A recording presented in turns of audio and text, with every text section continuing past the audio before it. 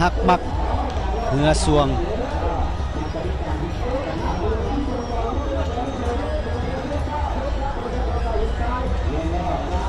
ตัวนี้คือจะนิ่งเนี่ยแล้วตัวนี้เอาเงินเพเฟืองฟ้านี่อยู่ทั้งฝั่งดวงตาหินทรายหรือว่าสีพายบ้านเสียงควรอยู่วังระวังวังกับฟังนี่มันกระโบแตกต่างกันนะเพราะว่าแววน้ำเป็นแล้วน้ำนิ่งเพราะว่าจะเป็นฟังหรือวังสำคัญอยู่ที่สีพายว่าสิพบกันบอมาแล้วออกมาแล้วประธานนำฟงกระจายมาแล้วสำหรับเอ้ยน้องยิงจากสวรรคเขตพบกับสีพายจากบ้านเสียงควรเพราะว่าจะเป็นวังหรือฟังพวกเขาลุ้นนำกันว่าวังหรือฟังจะเข้าเส้นชัยจะเป็นธิดาสายแววหรือว่าบริษัทดวงตาหินทรายจะเป็นลำฟังหรือลำวังเอาจะเป็นลำฟังหรือลำวังบริษัทดวงตาหินทรายบ้านเชียงควรพบกับเทพธิดาสายแววเทพธิดาสายแววสายมาแล้ว3รองชนะคู่ต่อสู้ทั้ง3รองนี่เป็นรองที่4แข่งขันกันระบบไปกลับท่านผู้ชมกันจะว่าเราไปกลับก็คือเปลี่ยนแล้วน้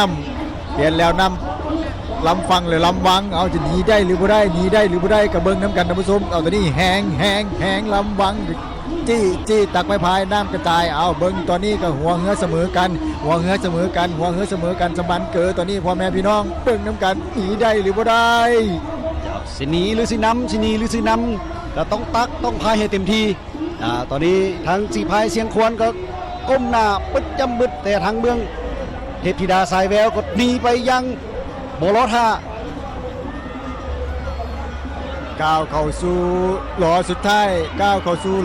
อย่าลืมว่ามีแต่ว่า4.4ทวงเท่านั้นจะหนีได้หรือบ่ได้หนีได้หรือบ่ได้กับมาเบิ่งน้ำกันจะเป็นเชียงควนหรือว่าเทพธิดาสายแววเทพธิดาสายแววจะเป็นลำฟังหรือลำวังตัวนี้แหงหัวเหือเสมอกันแต่ว่าเนี่ยเบิ่งแล้วลำวังแหงขึ้นมาจะเป็นลำฟังหรือลำวังเชียงควนโอ้คู่นี้ตัดสินยากท่านผู้ชมต้องได้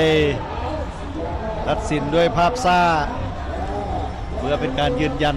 ว่าฟังหรือวังจะเป็นเทพธิดาสายแววหรือว่าบริษัทดวงตาหินทรายโอ้แต่ว่าเบิ่งจากมุมกล้องคือว่าลำวังเข่าแต่ว่าต้องรอเบิ่งการตัดสินอย่างเป็นทางการท่านผู้ชมรอเบิ่งการตัดสินอย่างเป็นทางการถ้าว่าลำวังหรือว่าดวงตาหินทรายชนะได้นี่ก็ถือว่าเป็นการชนะคืนหลังจากที่เสียมาแล้วรองหนึ่งให้กับเทพธิดาสายแววเป็นการสลับแล้วน้ำคืนตอนอยู่ฟังนี่ค่อนข้างจะเสียขาดภายหลังที่ไปอยู่วังนี่ก็ถือว่าเข้าเส้นชัยเป็นลำฟังทั้งคณะกรรมการเป็นลำฟังก็คือ